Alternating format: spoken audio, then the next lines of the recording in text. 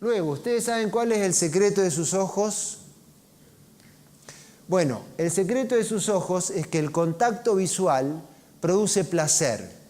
El contacto visual produce liberación de dopamina en el sistema nervioso central y cuando se produce liberación de dopamina se produce placer. Es lo mismo que cuando comemos, que cuando tenemos sexo o cuando consumimos cualquier droga legal o ilegal, alcohol, cigarrillo, cocaína. Ustedes no me digan que no les ha pasado ir a un concierto y decir, ¡ay, me miró el baterista! O han ido a una obra de teatro y dicen, me miró el actor. Por eso al ser humano le gusta tanto el contacto visual y por eso también es tan desagradable hablar con una persona y no tener contacto visual. Seguramente ahí algo feo está sucediendo, me están vendiendo pescado podrido y por eso también yo observo mucho en la situación de evaluación hay docentes que están mirando para el techo y seguramente ese docente dirá ¿cuándo corno terminará este examen porque me quiero ir a casa y estoy podrido? Y ese mensaje es matador para el alumno. Y además, el monitoreo visual permite al docente ver si están todos en contacto con Houston o se están todos suicidando o desean la muerte súbita del docente para que termine la clase. Y ahí el docente deberá tomar decisiones rápidas para resolver el problema. Muchos me preguntan, Roby, ¿qué hago con esto que tengo después de las muñecas? Bueno, fundamentalmente no hagan esto. ¿Por qué? Porque las manos son las directoras coreográficas de los ojos de su auditorio. Y si se las llevan hacia sus genitales, todos estarán mirando sus genitales atentamente. Fíjense, todas estas fotos de Rudolph Giuliani, todo lo que está haciendo con sus manos son todos gestos específicos de oratoria. Por ejemplo, este gesto en oratoria significa yo estoy a su disposición, estoy aquí para ustedes. Si ustedes quieren guiar los ojos de su auditorio, diríjanlos con sus manos. Luego, jamás hablen detrás de un atril, por varios motivos. Por un lado, porque el atril está hecho para la universidad medieval, para el pecado capital, que es leer la presentación, y ustedes no van a leer su presentación. Segundo, tapa a las 2/3 partes de Charlize Theron y Brad Pitt, y ustedes han venido acá para verme de cuerpo entero. Luego, inmoviliza al presentador. Y luego, si ustedes han cometido el pecado capital de apagar la luz, muchos de estos atriles tienen una lamparita que proyecta y hace un efecto Drácula sobre la cara, que a ustedes no les va a gustar mucho cómo queda.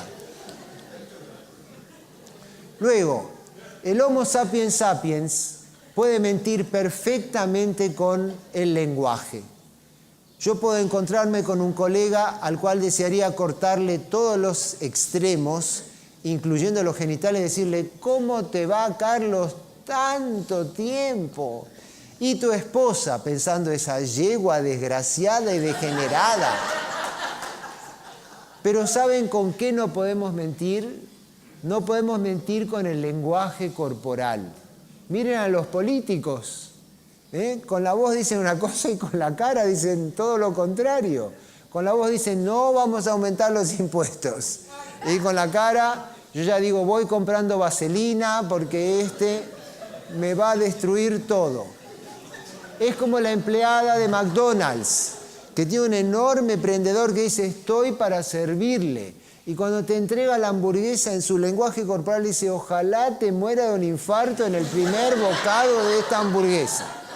Por lo tanto, cuando ustedes están dando clase, mucho cuidado con el lenguaje corporal, que nuestros nativos digitales lo decodifican perfectamente bien. Ustedes pueden estar diciendo, ¿cómo los quiero? Y con el lenguaje corporal mandar una señal esquizofrenizante terrible que genera mucho rechazo. Luego, otro principio neurocognitivo que es muy importante es el de limitación de capacidades. Nuestras capacidades cognitivas son muy pobres. El sistema nervioso central no puede codificar más de 7 o 8 bytes de información. Por lo tanto, menos puede ser más.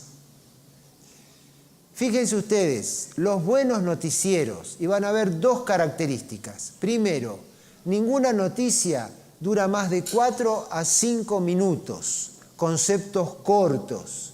Segunda característica, dinamismo. Van de Belice a Tanzania, de Tanzania a Uzbekistán, de Uzbekistán a Uruguay. ¿Por qué los noticieros hacen conceptos cortos y dinámicos? Porque saben que tiene un auditorio que le va a dar 30 a 40 segundos y si se aburren, zapping. Y sus alumnos también hacen zapping.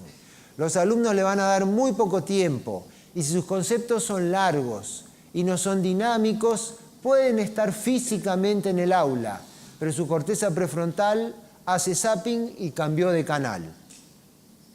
Luego, no estoy psicótico, ningún buen docente come en McDonald's. ¿Por qué? Una estrategia publicitaria de McDonald's es que muchos de sus sándwiches empiezan con el adjetivo big. Esta es una discusión que tengo con mi mujer, pero no la puedo convencer. Y con esto, ¿qué nos quiere decir McDonald's? Que grande significa calidad, que cantidad significa calidad. Y hay muchos docentes que compran esto, que piensan que cuanto más larga es su clase, cuanta más información dan, cuanto más largas son las referencias bibliográficas, mejor es la clase. Y sin embargo, hace rato que la pedagogía ha demostrado en los nativos digitales que hay un combate ineludible, que hay que sacrificar algo, o la cantidad o la calidad. Yo, mi elección pedagógica es prefiero la calidad. Yo no voy al aula a hacer un exhibicionismo de lo que sé. Si yo quiero estar seguro que nadie aprenda nada, yo voy y digo todo lo que sé. Ahora, si yo quiero estar seguro de que la gente aprenda los conceptos fundamentales, yo entre la cantidad y la calidad elijo la calidad. Eso no hay ningún lugar a dudas. Muy bien, por lo tanto, 3 consejos para la mejor clase de sus vidas. 3, que sea breve, que sea corta y que no sea larga. Si ustedes siguen estos 3 consejos, tienen la mejor charla de sus vidas. Luego, otro principio neurocognitivo, el del conocimiento apropiado. Esto ya lo venía diciendo el constructivismo hace tiempo, que dice que uno no puede enseñar si lo que uno enseña no está anclado en los conocimientos previos de sus alumnos. Uno no puede construir un edificio sin tener una base. Esto es obvio. Por lo tanto, yo siempre debo edificar lo que yo enseño sobre lo que ya saben mis alumnos. Pero para esto, ¿qué debo saber? Debo saber los conocimientos previos de mis alumnos. Por lo tanto, acá surge una primicia fundamental. Conoce a tu auditorio como a ti mismo. Conoce qué saben, qué no saben. Y esto nos impulsa a hacer marketing con nuestros alumnos. Esto es fundamental. Luego también hay algo que viene de las ciencias de la comunicación, que son los filtros. Los filtros, dicen los especialistas en comunicación, son aquellos que hacen que yo diga algo y mi alumno no entienda nada o entienda algo diferente. Fíjense, la misma palabra en 3 continentes son 3 deportes y 3 pelotas diferentes. Este es un filtro cultural. Hay filtros generacionales, filtros sexuales. Hay que tener mucho cuidado. Por ejemplo, solamente un idiota como yo se le puede ocurrir utilizar esta película con nativos digitales. Mis alumnos pensaban que yo estaba hablando del puntero izquierdo del Dinamo de Kiev. Pero claro, esta es una película de principio de siglo que mi viejo me arrastró 3 veces a verla cuando yo era chico. Pero en blanco y negro, muda. Nadie sabía qué era. Este es un filtro generacional. Luego, para mí, para ser un buen docente, hay que ser un gastroenterólogo. ¿Cuántas veces escuchamos a nuestros alumnos decir, me tuve que tragar esa clase? Y si alguien se traga una clase, ¿la absorbe? No. O la vomita o la defeca, pero no la absorbe. Y hay muchas clases que por su contenido son de alto riesgo de ser tragado.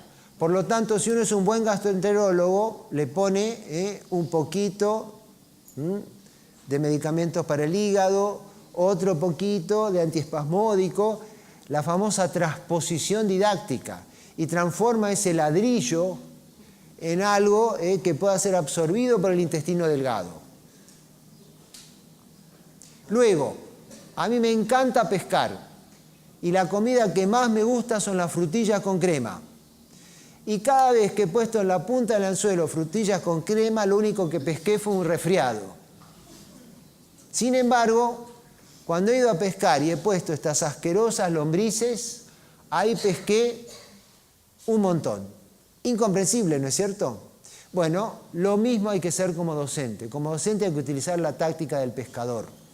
No hay que poner en la punta del anzuelo lo que le gusta a uno, porque es como querer pescar con frutillas con crema. Y uno inconscientemente, como docente, prepara una clase como aquel alumno que era uno, pero después vamos a hablar de eso. Uno tiene que preparar una clase con lo que le gusta comer al pez que está actualmente en el estanque. Para esto hay que evitar algo que es muy difícil, que es el envejecimiento cerebral del docente. Yo a los 57 años ya tengo un montón de arrugas cerebrales y estoy luchando contra este envejecimiento cerebral. ¿Por qué? Porque la causa principal del divorcio entre las generaciones es la esclerosis del docente. Por supuesto que es difícil. Por supuesto que estamos en un momento complejo para evitar esta esclerosis. Mi profesor de latín en el secundario, el principal problema que tenía era que mientras a él le gustaban los valses de Strauss, a mí me gustaba un cantante que estaba de moda en la Argentina, que era Palito Ortega, que la canción era La felicidad, ja, ja, ja, ja. Y él estaba aterrado de que yo iba directamente al demonio y iba a terminar como un pecador sin fin. Por eso, para mí, un docente es una máquina de surcir entre generaciones. Lo que pasa es que a medida que envejecemos, la puntada de esa máquina de surcir cada vez es más larga y más larga. ¿Por qué? Porque la brecha se va transformando en un abismo con mis alumnos. Yo tengo 57, en primer año tengo chicos de 18, 19 años, que pueden ser mis hijos y dentro de poco mis nietos. Es por eso que yo ahora hago siempre en mis 11 comisiones una encuesta hedonística. Les pido que me pongan qué películas ven, qué música escuchan y con mucho temor y pudor si han leído libros. No se rían. Es una escuela privada, de una de las más costosas de Buenos Aires. El promedio de lectura valía Asterix, cualquier formato encuadernado. El promedio de lectura en primer año completo era de 2,8 libros por alumno.